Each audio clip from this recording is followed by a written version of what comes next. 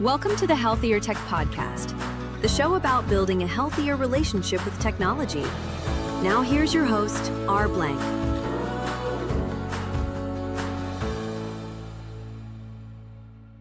Joining us today is Andrew Herr, the founder and CEO of FlyKitt, a company reimagining how we stay healthy during travel. Andrew's path is as fascinating as it is impactful. From training elite military operators to optimizing performance through science, he's now channeling that expertise into products that fight jet lag, reduce inflammation, and help travelers feel their best. With deep roots in neuroscience, human performance, and even chocolate appreciation, Andrew brings a unique perspective to the modern challenges of staying so well on the move. Welcome to the Healthier Tech Podcast, Andrew. Thanks so much. It's great to be here. So I got to say, just as we start, you are officially the first mad scientist we have had on the Healthier Tech Podcast. Do you want to say what's involved in that position? Sure. So the Army had a program with one of their offices where they were trying to bring in people thinking about the frontiers of science and how things might really change. I always like to say, if 10 years from now is like today plus 10 years, we're probably reasonably well prepared for it.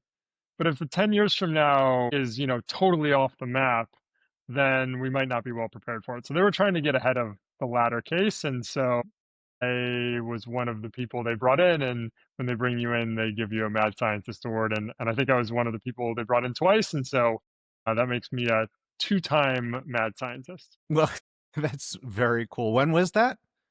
Those two were over, I think in the late like 2016, 2017 timeframe, when I was really focusing most of my work on the military. We still do some work with the military now, but we also, work with the majority of people being in the pro sports and consumer business travel, leisure travel world.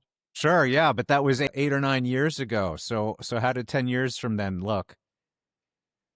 I'd say 10 years from then looked stable enough that the big changes didn't come yet. Okay. Although I will say that in my talks then, I pegged the timeline as 20 years. So I think, I was pegged 2035 as sort of the timeline for when I thought things would really change. And I do see, I regularly now see companies pitching turning skin cells into sperm and eggs. I see them pitching genetic selection and modification of babies. So, I think 10 years might, 10 years from now might still be, I think my original predictions might still be accurate. Wow, cool. So we're here today to talk about FlyKitt, and we'll get to that in a second. But you have obviously an extensive background in military with a real focus on, I just had to pick one term, a human optimization. What led you down this particular path? I would say if I lived my life 10 times, I would have been a doctor 5 of them. My dad's a doctor. I grew up around it. I thought it was fascinating. My mom's side of the family is military. And so I had kind of both pieces of this. And then through quite a remarkable serendipity or synchronicity, I found a program where I could do science, technology, and national security, and was going down that path. And then through a series of, interesting things I was interested in, nuclear weapons, biological weapons, the defense against those in particular, end up with degrees in immunology, health physics, and national security policy in graduate school. And somebody walked into the Career Center and said, "Hey, we need someone who does biology, national security, and can write." And they're like, "We know this guy, Andrew." And so I got hired to run a studies program on the future of human enhancement for the Secretary of Defense's private think tank, basically. Wow, that is quite a unique story. Well, again, mad scientist, that's a first, and your creation story is definitely unique. So, FlyKitt is your company, and it's dedicated to making travel more bearable. And when I say more bearable, I mean physically and physiologically, and in particular, flight. So why is this a problem? How does flying cause inflammation, and is that all it causes? So most I'm sure all your listeners have heard of, and most of them have experienced jet lag. But we've been missing a piece of the science behind jet lag since, research started on it nearly 100 years ago when flying long distance air travel started, which is to say that based on work I did with the Navy SEAL community and then validated some up with some fighter pilots and then have since really extensively worked on with pro sports and now commercial, when you take off in a plane, it's like climbing an 8,000-foot mountain in 15 minutes. And there's elements there of like altitude and decompression sickness because the rapidity with which you drop that pressure. And then you're breathing air that has 26% less oxygen in the cabin than you're used to. And both of these effects are causing oxidative and then inflammatory stress on your body. So basically, you're getting this inflammation from flying, and that explains why, people like their gut can be off after they fly. Some people get joint pain. I know my own personal version is I'll start coughing even though I'm not sick. And anyways, brain fog, all these things. Also in the research literature, we see, for example, people get more blood clots when they fly, and blood clotting is an inflammatory process. There's a higher risk of autoimmune disease relapse after flying, obviously inflammation. So anyways, there's a bunch of pieces of data, but based on this work with Navy SEALs, I was able to track this and then figure out that this was what was happening in planes. And so we have this inflammation, and that's going to mess with your body. And then if you don't sleep well, because of jet lag or circadian rhythms off, then you have two sources of inflammation because the first negative effect of not getting enough sleep is inflammation. And when you get two inflammatory hits, it's not doubled as bad, it's an exponential. So it's much, much worse. So all that to say that what we found is that inflammation is the missing piece of the jet lag puzzle. The circadian rhythm piece is super important, but the reason you can't reset your circadian rhythm quickly is the inflammation. And once we found how to manage that inflammation, we could then use all the circadian tools, supplements, light, meal timing, sleep timing, not giving you too much sleep, not giving you too little sleep. And suddenly, the first time I ever tried this, a client of mine I was coaching, and executives, a client of mine said, "Hey, we travel to Asia. There's big business dinner the day we land. They want to negotiate at 7 a.m. the next morning. Jet lag's killing us." I said, "Great, I'll put you together a plan." I'd never thought about jet lag really specifically before, but I was like, "I'll put you together a plan. When are you leaving?" He's like, "Tuesday." It was Sunday. I was like, "Okay, thanks, David. I'll give you something tomorrow." Yeah. But I put together all these different sources of knowledge and insight, and I got an email from Seoul, Korea 2 days later or 3 days later saying, "I just slept 8 hours my first night. What did you do?" And kept refining it, and kept getting these messages from people that they flew to Singapore, they flew to London, they flew to Australia, and they felt great. And so over the years, refined this and then have now built this protocol that customizes the individual, but basically where we're managing the inflammation and the circadian piece. And if you do it all together, you can feel great flying anywhere.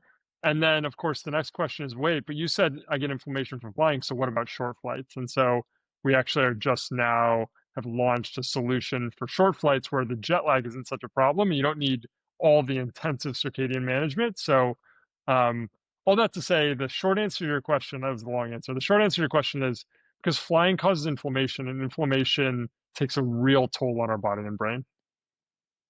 And you were just talking about how this is true for short flights as well, right? Because you were saying it's the takeoff and the landing themselves are, so even if you're on I don't know, a 20-minute flight, you're still going through a bunch of the stresses that you're talking about here.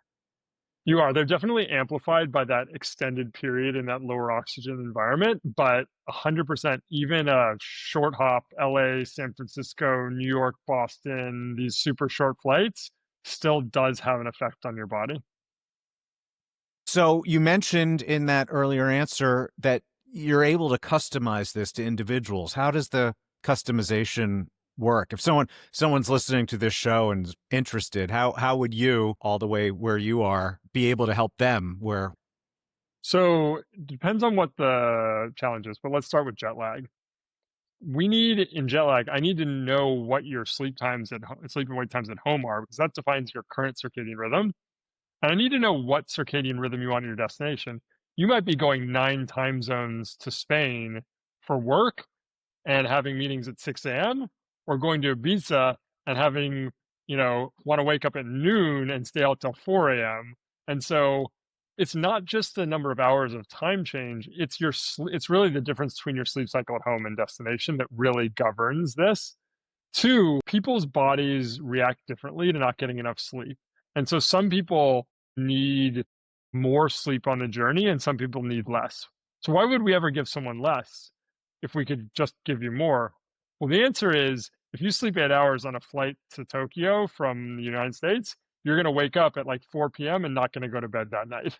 And so I need to give you the minimum amount of sleep that's going to keep you comfortable and performing well, but also going to let you sleep well that night. So I need to kind of optimize that sleep range. We basically have figured out how to ask questions that seem very simple or multiple choice, seem innocuous, but like if you get less than 6 hours of sleep for one night, how much does it affect you? That tells me a lot about the answer to that. I need to know about your caffeine sensitivity. So we're taking into account both timing, obviously your flight information we're getting, and then some information about your body. It's simple. It takes, 60 seconds to answer 10 questions, but that allows us to then use our AI algorithms that then compare millions to billions of possible options for sleep timing, meal timing, supplement timing, and it optimizes it for each person. And so if you and I are on the same flight, we're going to have a different program. That's fascinating. And customers can experience all of this right through the website at flykit.com, yeah? Yep, you buy a FlyKit, it's got all the stuff you need, the blue light glasses for the jet lag protocol, different supplements, and then we have an app, the FlyKit app, that you download, and it creates the custom plan for you, so that it also gives you a notification anytime you need to do something. So if you need to take a supplement, you need to wake up, it's time to eat, and it gives you, kind of just walks you through everything really, really simply. In general, what could people be doing differently? Let's say they're not ready to commit to FlyKit, but they have a trip coming up. What's like a mistake that people make when they're preparing for travel? Yeah, so I think here are a few things that really help, and then maybe touch on some of the things that people do that aren't helping them. So obviously, I said we want to lower inflammation. So keeping your food options anti-inflammatory, that means staying away from fried stuff, really heavy salty stuff, really carby stuff, lean proteins, vegetables. That's going to really help. Unfortunately, that does not define airplane food. And Yeah. so a lot of people are giving themselves an inflammatory hit. They don't just put a lot of salt in airplane food because of preservation. Your taste buds don't transmit as well. So you don't get as much of a taste signal. So they're putting more salt in that food to make it taste good, but then you're getting a huge dose because it's more than you would even usually eat. Um, so then alcohol, classic. Some people find that alcohol helps them fall asleep on a plane. Totally understand. The challenge is alcohol ramps your sympathetic nervous system, disrupts your sleep, and now it's giving you more inflammatory inputs as well as messing up your sleep quality. So definitely affecting you downstream and going to make your jet lag worse for most people. And then the light And one is sorry, when you're talking about alcohol, are you talking about before, during, or after? really before and during your flights. Okay. So we recommend that if you can, wait till you get to your destination. And if you really can, it's even better, wait till you get to your destination the second day because you want to clear that inflammation there. What else can you do? Working out before and after. Working out decreases your propensity inflammation and it can kind of draw inflammation out of you. So we love exercise. And then the light thing is really one of the most fascinating. So you hear a lot of recommendations which are like get light on at your destination time zone. So, Mm-hmm. get bright light at morning when it's morning at your destination and really focus on that. And that is generally right, except is often a 3-hour period where light will move your circadian rhythm the wrong direction at your destination because your light sensitivity window for when your brain thinks it should shift forward or backward is still tied to home.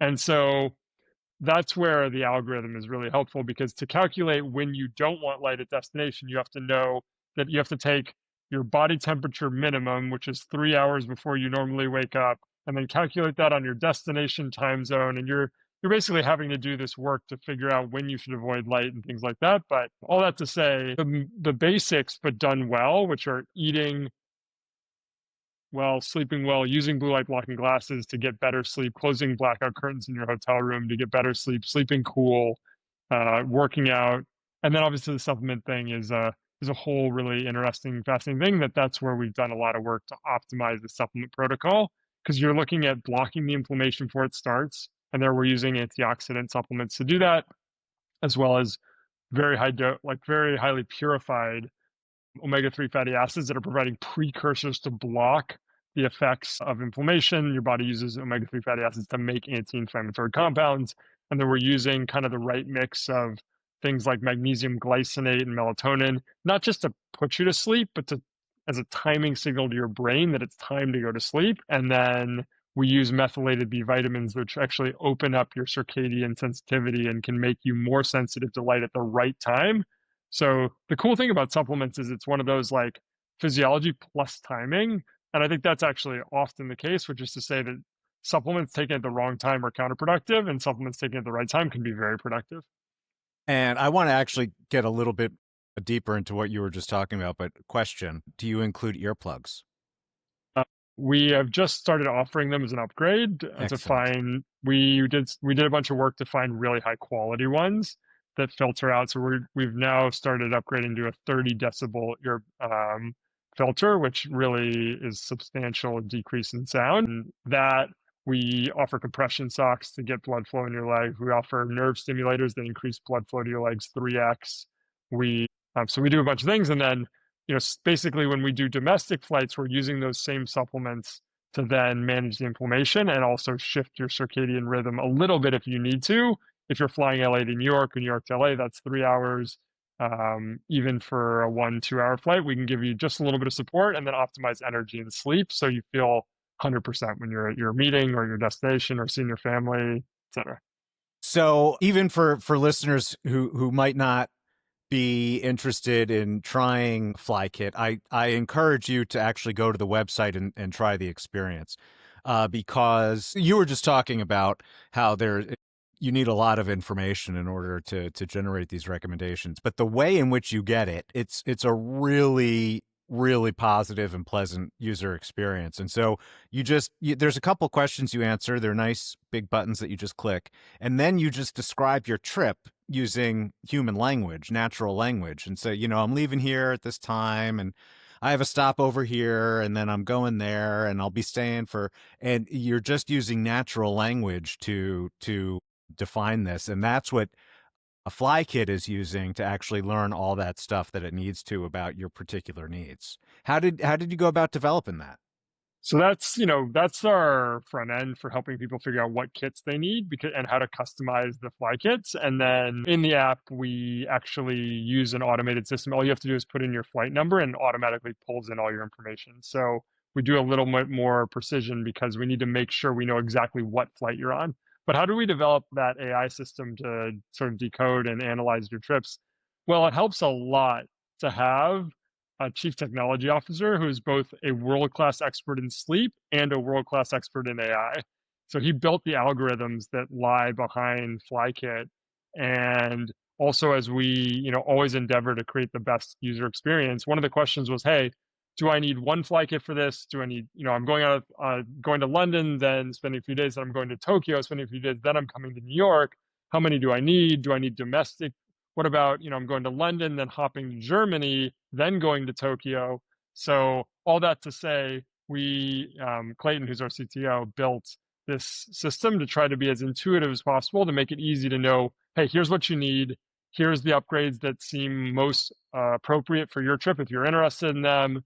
And boom, you can get what you need. And then the app walks you through every piece of getting your detailed program. And, we're seeing about 93% of people can fly anywhere in the world with minimal to no jet lag at this point. And in a recent trial we ran with Inter Miami FC, where Messi plays, a professional soccer team, the players who use FlyKitt saw 94% fewer symptoms than the players who did not. Wow. That's really impressive. So you were walking through a pretty extensive list of supplements that get included in a kit. I'm imagining there's some difference between the domestic and the international, and the same order may include both, depending on what your itinerary is. So just to get into a bit more detail to explain to listeners that this is not overwhelming, this is not intimidating, right? So that's what the app, I imagine, that's the role that the app serves, right? So it'll guide you through the process so it takes minimal thinking and concentration. Yeah, and also, by the way, a bunch of those things are in the same capsules. We make it Okay. easy for you. So you're gonna get 3 caps there's 3 different capsules in a soft gel, and the app will tell you exactly when to take them, and then there's a drink mix that you make at the right time.